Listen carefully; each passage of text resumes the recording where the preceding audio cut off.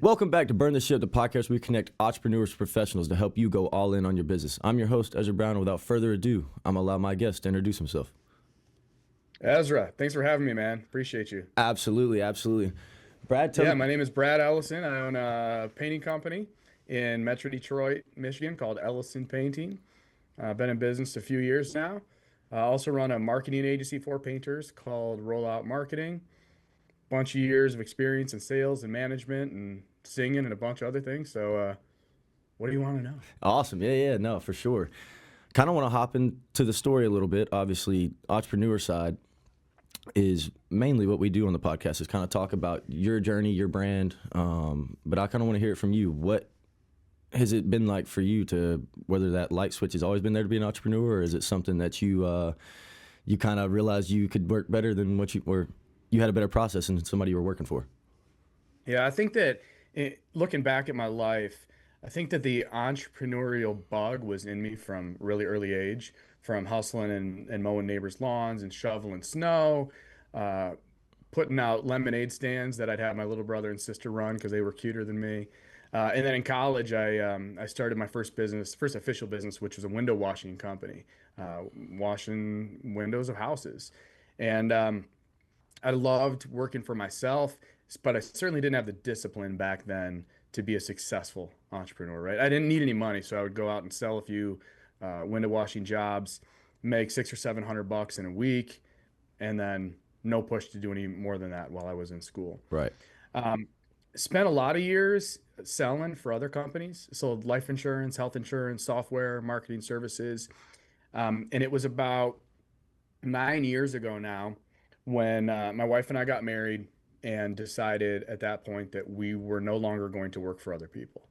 We kind of, as you kind of alluded to earlier, frustrated that we were handcuffed by businesses and owners that maybe didn't align with what we thought was best professionally. Right. So we quit our jobs right after we got married and launched our business together that was selling health insurance. So with my background in health insurance, I saw a lot of my old friends making a bunch of money, and I always outsold them when we were Right. working together. So I'm like, let's just take a swing for it. So we did. But if you know anything about the health insurance industry, it's very seasonal. You can only sell policies really during open enrollment period, which at that time was only 90 days long. Mm-hmm. So after the first 90 days, like we had earned $120,000 in those 3 months, could have chosen to not work the rest of the year, but we got pregnant right after our wedding, so we had a baby on the way, and like in the spirit of being a little bit more responsible, we decided to figure out something else to do with the other 9 months. Right. So again, I didn't really want to work for anyone else, but I figured if we could partner with a some sort of company that was also seasonal, but in the opposite season, Mm-hmm. maybe I could run their operations, sell for them, and then see where that goes. So we got connected with a local painter here who had a decent sized company. He was looking for someone to sell for his business and eventually buy it. Mm-hmm. So we met him on a Sunday, came to an agreement on a Tuesday, and within just a couple months, I was essentially running his business, which I did for 4.5 years. So I still technically worked for myself because he hired my company Right. to manage it. Mm-hmm. But it wasn't true entrepreneurship, right? Mm-hmm. Um, Push came to shove, we decided we weren't going to buy that business, and so a little over 3 years, we left and launched Ellison Painting, which is the painting company that I have now. That's awesome. And it was the greatest decision we could have made. It was a hard decision Right. because it severed that relationship, and it was Mm-hmm. certainly a risky decision. I was making really good money running someone else's company that had been around for 30 years, but it was definitely the right decision, and my wife and I believed in ourselves enough that we jumped in That's head awesome. first. And That's went. awesome. And I see that's a common theme in entrepreneurship and people that are really good at sales. You have a uncanny amount of faith in yourself to accomplish what you're going to do. I call it an irrational belief in one's abilities. Absolutely, absolutely. And sometimes I feel like I come off way too, confident sometimes whenever I'm doing things I'm good at, where I feel like I'm good at. But Sure. it's that, that unwavering confidence that I'm gonna get it done or I'm gonna do it at a high level. And I see that when I talk to entrepreneurs often, almost 95% of the time, I would say. But with Ellison Painting, you also said that you have a marketing company where you guys help painters. Yeah. So kind of how did you get into that little caveat too? Or is it something that you were doing really well and you were like, you know what, I think that this is a viable product to solve some problems for an industry that's probably hurting a little bit in this area. Well, when we launched Ellison Painting, our soft long-term goal was when or if we ever got big enough to bring all of our marketing in-house rather than hiring outside agencies, Right. we would then just offer those services to other painters as well. Well, Ellison Painting grew very, very quickly. Over the first 3 years, we were the fastest growing residential painting company in the country. We went from zero to about $5 million a year in revenue in about 2.5 years. So we were like flying. Um, so I wanted to kind of take advantage of that momentum. And so we launched rollout marketing sooner than I had originally anticipated, though we could justify it because we were bringing our marketing in house.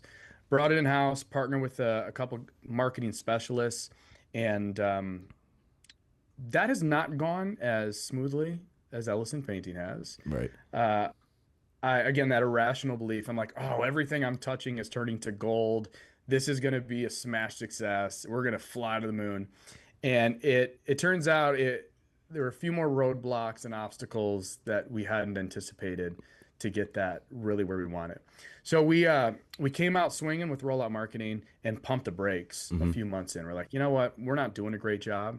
We're not generating great leads for our clients. So let's not bring on any new clients. Let's really dial in our systems. Let's be confident that we can say to the marketplace, we are the best option. Right. We are the best option. And at that point, I can sell with a lot of confidence and bring on clients. Absolutely. And so that's where we're at now. We're a very small agency, a handful of clients, but we're doing really, really good work for them. And come this fall, when that's when painting companies start to make their decisions about changing their marketing agencies, we're going to pedal to the metal and see if we can take it, to the moon in 2026. That's incredible.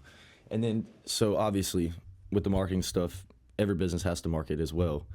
But with painting, there's a lot of just, John Smiths out there that are really good painters, but they have no kind of grasp on what that other side of the business looks like. They know how to work in their business, they know how to work on their business. Correct. And with you guys, with Ellison Painting, having that quick growth, what was the main attraction for growing that business? Like what was that, I guess, niche you're looking for, that person that you were going and, that circle that you're sitting in, your sphere that you were pretty much growing your business the fastest with?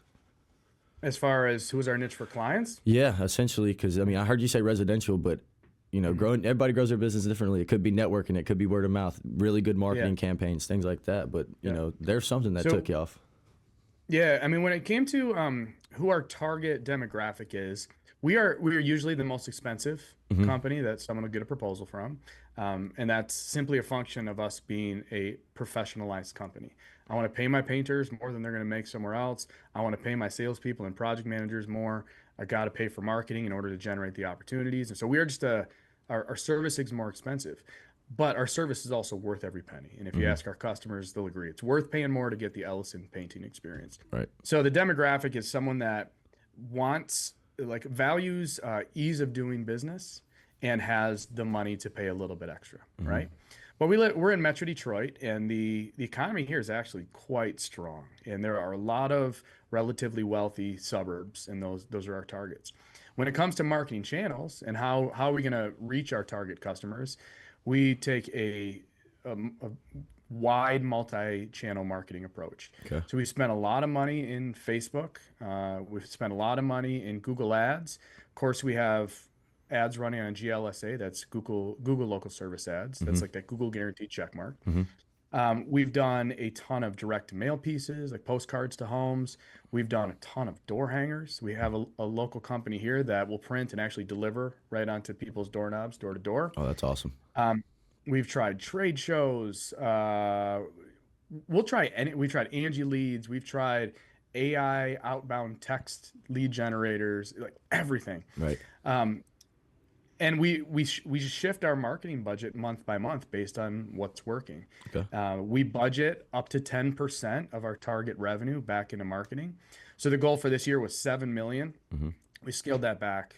We're probably going to hit closer to 6. But that means that we're budgeting to spend anywhere between $500,000-$600,000 a year in marketing. So 50 grand a month or so. Right. And that's just spread out across those channels, and whatever's working better, we We dial up the spend. Whatever's not working, we dial it back and adjust as we go. Absolutely. That's awesome. So I'm going to dig back a little bit in the file to before you were the entrepreneur. As you're working and selling for other people, how much of that knowledge and being around other businesses and being successful in those businesses gave you the knowledge to kind of be like, hey, I'd have to be good at this. Like, I need to be good at marketing to make my business grow. Like, how much can you kind of attest to, previous companies or previous person, a mentor, whoever it was, kind of giving you that knowledge to be there? So I would say one of my strengths is that I can identify things that other people are doing well and essentially copy them and hopefully try to make them better. So, when I was selling life insurance, for example, what I saw there was a really sophisticated sales process, sales scripts, pricing was dialed in, follow-up systems were dialed in, estimate scheduling, well, not estimate scheduling, but appointment scheduling was dialed in. And so I copied pieces of that from that business. And then I met all these other painters from the industry, and how do they recruit subcontractors, and how do they onboard and manage them? How do they generate leads? What's been most effective, and copy that. So I learned a lot by working for other companies. Sometimes, and maybe you can relate to this, is it's you learn what not to do. Right. I saw previous bosses, the way they would pinch every penny to try to increase net profit at the cost of their employees or their subcontractors. Well, what I've found them to be the most beneficial is to live and operate more open-handedly. So it's not how little can I pay my painters in order to increase my net profit. It's how much can I pay my painters while still protecting the margins I need in order to be a successful, profitable business. And that mindset has helped me to recruit, retain, and operate the highest rated painting company in Michigan. That's so awesome. Yeah, when you're working for other people, you learn a lot of things to do. You learn a lot of things not to do. But I certainly had a better chance than almost anyone for Ellison Painting to be successful by the time I launched. I had this experience of running another painting company. I had run another marketing agency at one point. I had 15 years of sales experience, and we had some money in the bank. My wife and I were, live below our means. We've been saving up. So even if we absolutely bombed at Ellison Painting, we were still going to be okay financially. We can go get jobs. And that that gave us a lot of confidence then to swing for the fences, because it was pretty risky, but the risk of losing everything. Right. Like, what does losing everything really mean? Right. We just go get jobs. Absolutely. And then start over. Absolutely. Do it again. And that's a good look on it, though, to where you're not, it's not as I guess you would say, as an emotional fear whenever you're going into it, when you think about it that way.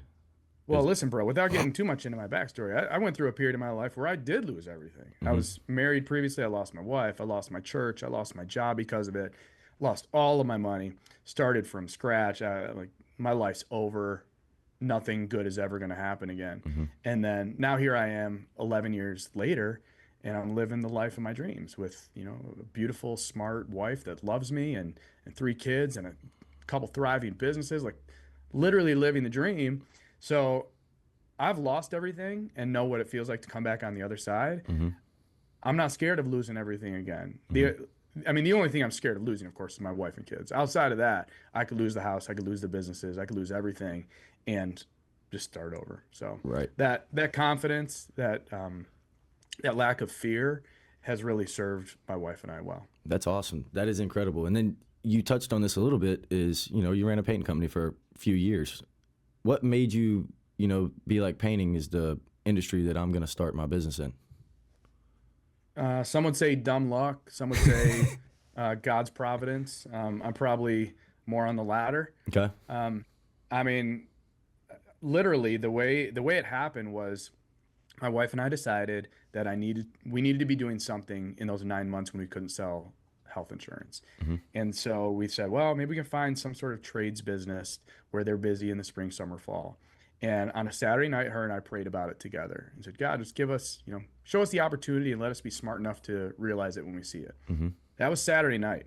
Sunday morning, we go to church. It's a church we just started going to. But the guy that was opening the doors and greeting people was he and his wife had done our premarital counseling through our church. And so I said, "Hey, Brian, we're looking for some sort of seasonal sales job. We don't really know anyone at this campus, so if you know of anyone, can you just keep an eye out?" And his face kind of dropped, and he said, "Some guy I don't even know came up to me this morning and said, 'You look like the type of guy that knows sales guys. I'm looking for someone to sell for my paint business and maybe even eventually buy it.'" So he literally grabbed my hand, walked me over, and I met that guy the morning after my wife and I had prayed for the opportunity. So how did I find the paint industry? I don't know. I stumbled into it, and I just found my niche. I've never painted. I've never painted a house. Yeah. Uh, we've sold now millions and millions and millions of dollars It of gave me cold chills, by the way. paint jobs. Yeah. I'm not Dude, I kidding. still get chills thinking about it. I'm not kidding. That gave me cold chills for real. Yeah. That is an incredible story right there. That's It one was of the most immediate and direct answer to prayer that I've ever experienced. that's awesome. If you didn't believe God was real, I hope you do now. And Mhm. but no, well, painting still though, like you said, you never painted a house, just sold it. I mean, you've been around, or no, that was when you were starting selling it. And Mhm. with painting houses, I guess it can be a tedious thing dealing with homeowners because you're dealing with so many different personalities every day. You know, when you sell, if you got 15 jobs, there's 15 different personalities. So what For was it sure. like crafting that pitch when you first started selling painting? Because it's not like hey, it's healthcare. We're going to get the Mhm. same 3 rebuttals all the time. Yeah. Painting it, somebody come up Selling with it, 50 different yeah. things. When we're selling it, what we're selling is not the quality of the paint job. What we're selling is the professionalism of the company and the ease of doing business. But I like to sometimes sell from the negative. I tell people, getting your house painted sucks. It is not convenient. Uh, the house is going to look way worse before it starts looking better. And there's going to be problems as there are in every single job. So if you're looking for an absolutely flawless, seamless experience, don't hire us, but also don't hire anyone else because no one's going to do it better than us. So we try to paint a very very realistic picture so that when things do start to go south or if there's little hiccups, we're like, yeah, this is it. This is what happens when you get your house painted. Right. Um, but we also take a lot of responsibility on our projects. Hmm. Our mission statement at Ellison Painting is two part, and the first part is to wow our customers with an unmatched customer experience. And so if there is an issue, we're not going to deny it. We're not going to ignore it. We're going to address it and fix it. Right. And people, I think that's refreshing for the trades, especially in the painting industry. Hmm. The painting industry is so unprofessionalized. As you mentioned earlier, we call them chuck in a truck. Yeah. Yeah. You Yeah. got some dude that owns a truck and he's a painter, Hmm. and maybe he'll show up and maybe he won't. Maybe Right. he'll run away with your deposit money. Maybe he won't. Maybe he's a phenomenal painter. You get everything you're hoping, right? But maybe not. And It's a big so what it's if. just so unprofessionalized. If we can offer a consistent, reliable, repeatable painting service, people are hungry for that. And as I mentioned earlier, they're willing to pay a little bit more. So that's what we're selling. And the only objection that we ever really get, the only reason people don't hire us is because of the cost. Hmm. Right? They're not going to get a better experience. Right. Uh, you're not going to get a better paint job. We don't sell on quality, but we have phenomenal painters, and Right. painted walls, if they're painted correctly, they look like any other correctly Absolutely. painted Absolutely. walls. Uh, so you don't really sell on that. You just offer a phenomenal service, and you get good customers. But yeah, cost is the reason why people don't hire us, and people say no to us about 60% of the time. Right. Well, the other 40 is a good 40 though. Not keep knocking. 40% close rate, I'm very happy with. Yeah, you flip over enough rocks, you'll turn them over. It doesn't matter. Yeah, Just got to keep yeah, kicking them. And yeah. obviously, with the price point, things of that nature, obviously that's what's you say is the only the most turned down part of your business is because of the price point.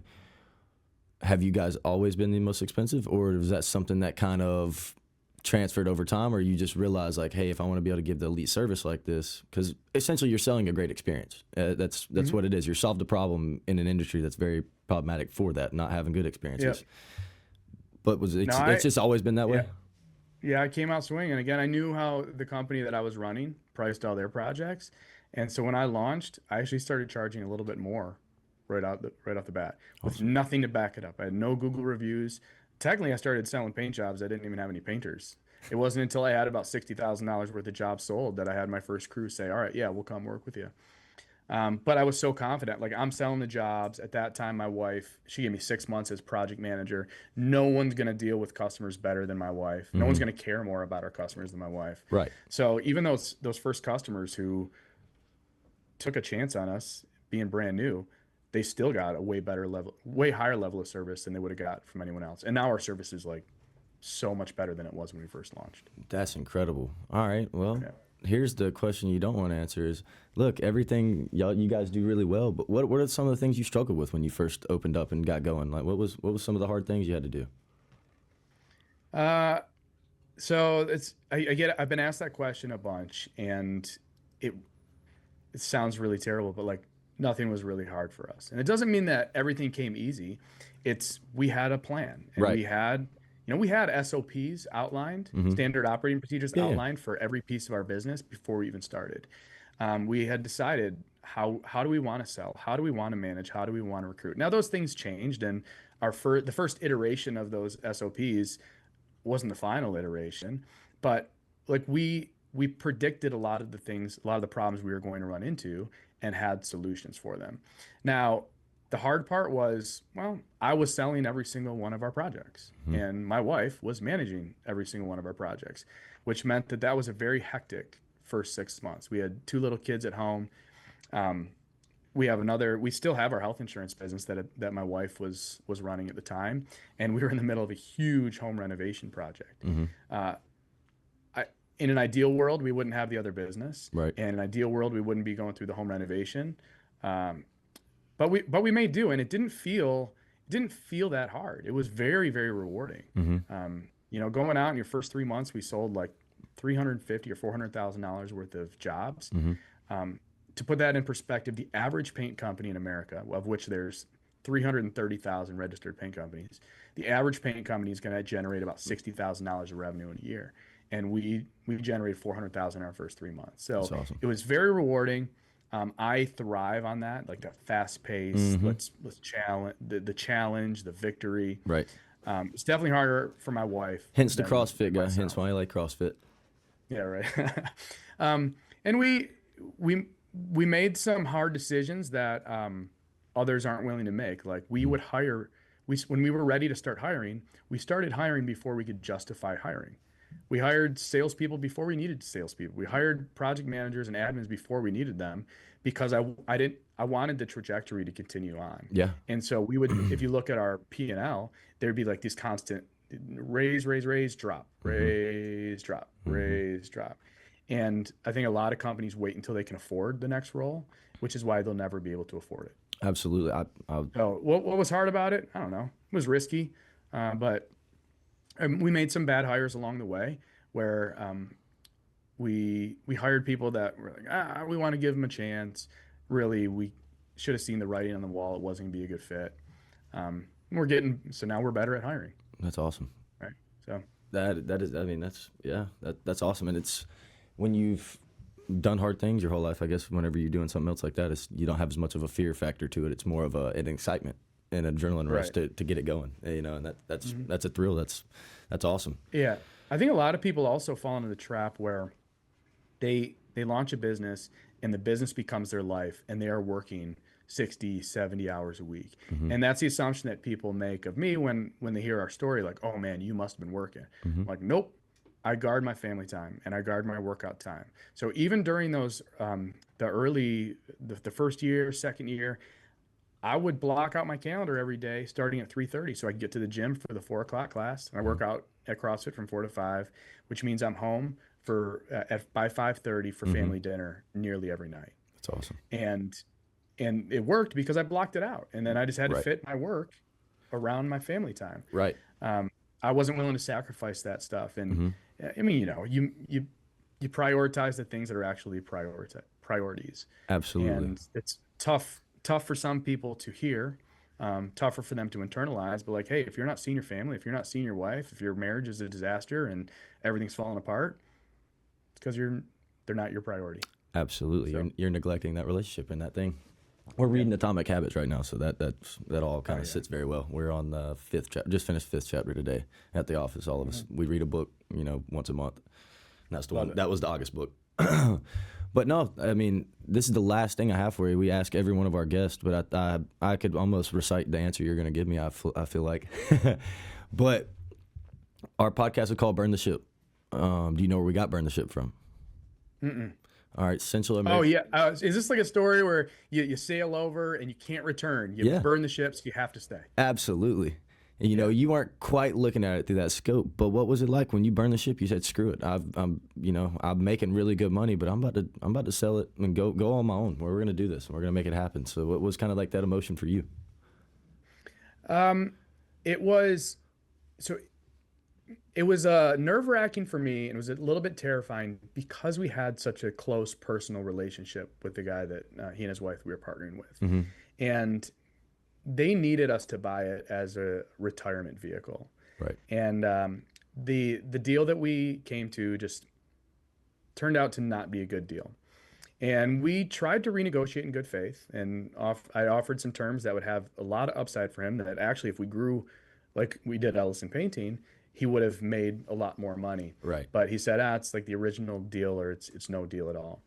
And so the hardest part was saying no to them and saying, we can't do it, we're moving on. Right. There was very little fear in launching our own business. As I mentioned, we had a bunch of money saved up. Right. Not like millions of dollars, but in the multiple six figures. Right. And so like whatever, we burned through $100,000 trying to launch a painting company, and we just pivot. Oh well. So that fear was minimal. It was more energizing. It's like, you know what? I get to make every decision now. If we want to sell in a certain way, we're going to sell that way. If we are going to market in a certain way, I don't have to ask permission. I finally, it's like the chains were unleashed, and Ellison Painting was going to be my business. And that was just amazing. And fortunately, I took the advice of my friends in the industry that had already paved the way for me. I didn't have to I'm not like some new novel paint company. Right. I'm doing what other people are doing, but because I had the resources and wisdom from other people, Right. and I didn't have the ego to say, oh no, this is going to be totally different. I just wanted it to be better. And Right. turns out it is. No, that's awesome. Brad, tell everybody where to find you guys. So you can find me personally on Instagram. It's at Brad Ellison, BradEllison. If you want to follow Ellison Painting, it's at Ellison Painting MI. If you have any questions, want to follow, you can shoot me an email at brad@ellisonpainting.com. I love chit-chatting with entrepreneurs, so feel free to reach out. That's awesome. Everybody, Brad's everything will be linked down below in the description, so please feel free to reach out, check him out. If you guys are in the Detroit area, give him a holler. Let him come give you a good quote. And once again, Brad, thank you so much for joining us. I greatly appreciate you taking time out of your day for this, and burn the ship.